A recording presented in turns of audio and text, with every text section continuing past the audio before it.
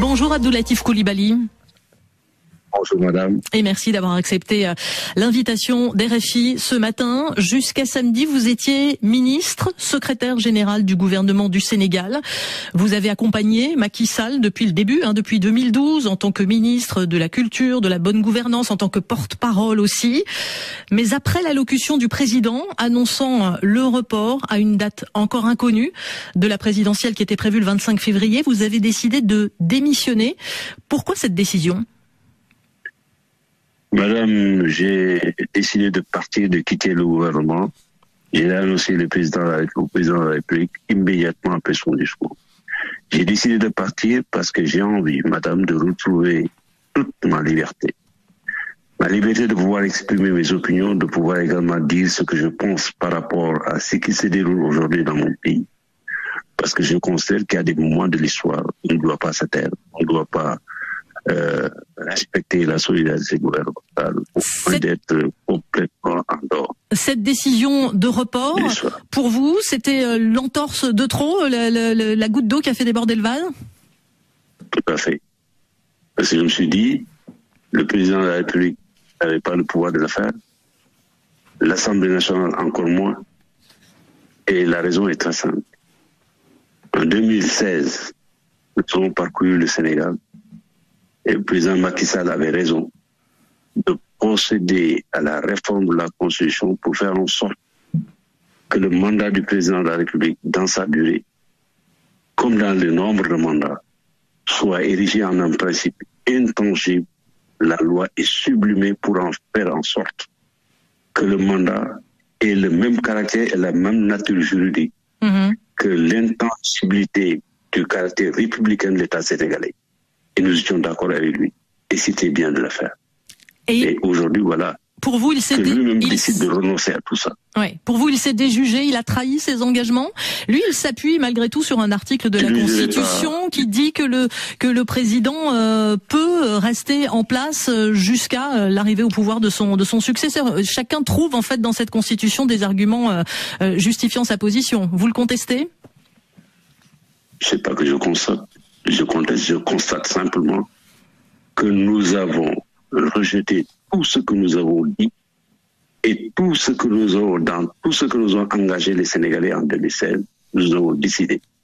Le président lui-même disait en 2012, quand le président Obasanjo venu comme observateur avait suggéré l'idée de reporter l'élection de 2012, lui-même disait, il n'est pas envisageable ni possible que le président de la République lui-même puisse augmenter d'une journée son mandat. De fait, le droit aujourd'hui.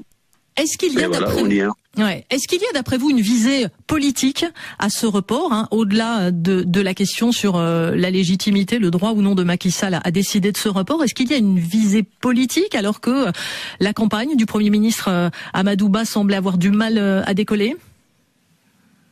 C'est vous qui avez dit que la campagne semble avoir du mal à décoller. C'est un jugement que vous avez porté. Vous n'avez pas vu les sondages qui sont faits au Sénégal. Vous les avez étudiés en tout cas. Moi, j'en ai vu. J'en ai vu de mes propres yeux. Et croyez-moi quand je vous le dis. Donc, ce jugement que vous avez porté n'est pas exact. Deuxièmement, c'est pas parce que la campagne de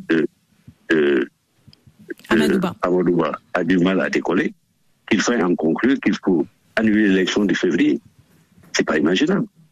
Lui-même, Macky Sall, en 2012, il avait moins de 27% du suffrage. On aurait pu dire que sa campagne décollait mal. Abdoulaye Wade est sorti avec moins de 40 et quelques. Sa campagne décollait, n'avançait pas. Pour autant, Abdoulaye Wade n'avait pas décidé de supprimer l'élection. Comment est-ce que vous qualifiez... Il a laissé les Sénégalais juger. Ouais. Comment est-ce que vous qualifiez ce qui se passe aujourd'hui? Vous parlez de quoi? De dérive autoritaire, de coup d'État constitutionnel, de recul de la démocratie? Quels sont les mots qu'on peut mettre derrière ce qui se passe aujourd'hui? Je n'ai pas de mots pour qualifier ça, ça me dépasse totalement. C'est la raison pour laquelle je suis parti. Si j'avais des mots pour qualifier ce qui se passe, j'ai eu la chance, il m'a fait l'amabilité de m'écouter, je lui ai expliqué mon point de vue. Entre nous, je suis un citoyen sénégalais. J'ai toujours dit qu'il y avait deux choses qui étaient essentielles, étaient sacrées pour moi. La République, l'État et la République. Parce que à la République que nous croyons, et avec elle que nous sommes forts, sans elle nous sommes affaiblis. Donc vous nous dites que vous aviez... Personne n'a le droit d'affaiblir la République.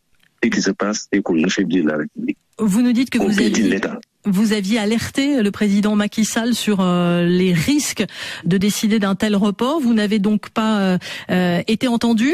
Alors l'Assemblée nationale va se pencher aujourd'hui sur ce report. Le projet propose 6 mois. Quelles sont, pour autant que vous le savez, Abdoulatif Coulibaly, les intentions de Macky Sall? Faire durer cette transition jusqu'à quand? Justement, je ne peux pas comprendre ses intentions. Parce que ce report n'est pas un avantage pour lui et en rien du tout. Peut-être satisfaire quelque part une demande que je ne réalise pas, que je ne vois pas l'objectif final qui est attaché à ça. Peut-être c'est simplement quand on exerce le pouvoir qu'on croit que tout est possible. Et tout ce qu'on pense devoir faire, on le fait. Oui, mais dans la seule mesure où ça va dans un sens et se déroule dans le sens de l'histoire que nous voulons pour notre pays. En 2023, le 3 juillet, avec une lucidité remarquable, le président se présente au Sénégal. Le dit, je ne serai pas candidat, même si la loi m'en donne le droit. À mon avis, il aurait été préférable, s'il veut rester au pouvoir, de s'engager comme Abdoulaye l'avait fait, d'avoir à faire face à des contestations, ce qui aurait été normal. Mais de se présenter au suffrage des Sénégalais. S'il gagne, il est président de la République. S'il ne gagne pas, il fait comme Abdoulaye Wade avait fait. Mais Macky Sall aujourd'hui dit qu'il ne sera pas plus candidat après ce report qu'avant, qu'il laissera de toute façon la place. Mais c'est encore pire de le dire, de le savoir et de faire ce qu'il a fait. C'est encore pire. Pourquoi? Parce que s'il était candidat, madame, il aurait lui-même participé au cours de l'histoire. Mais cette fois-ci, il arrête l'histoire. Même momentanément, il arrête. Et tout le monde est concerné. S'il se présentait et assumait sa volonté de le faire, il aurait été contesté, mais il serait présenté au suffrage des Sénégalais. Les Sénégalais auraient dit oui ou non.